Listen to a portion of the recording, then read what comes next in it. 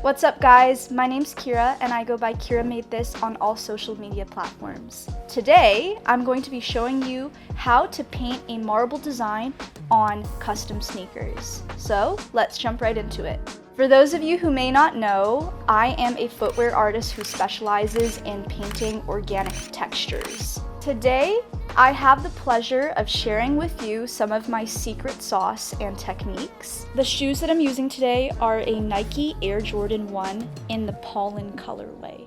The first step is the preparation process. The purpose of preparation is to make sure that the paint adheres to the shoe properly. If you skip out on this step, the paint can often crack and you don't want that. We're gonna start off the shoe by preparing it with some sandpaper. How I'm going to be using this is I'm going to rip a small piece off of this huge chunk of sandpaper and I'm going to rub it gently over the areas of the shoe that I know I'm going to be painting on.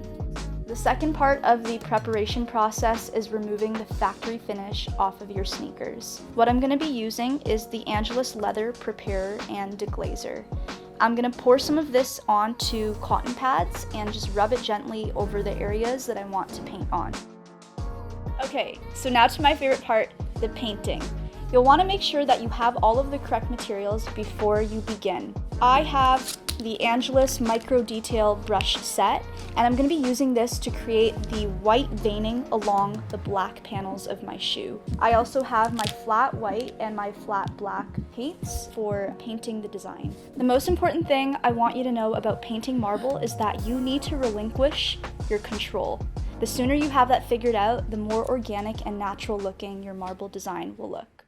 So what you're going to want to do is take your micro detail brush and dip it into the flat white paint. Once you've dipped it in the paint, you're gonna take your brush, put it on top of the shoe, and you want to create a marbling effect by dragging it across and just loosening up your wrists. Next, what you're going to want to do is dip your micro detail brush into the too thin, and then you're going to lightly drag your brush over the vein that you had just painted.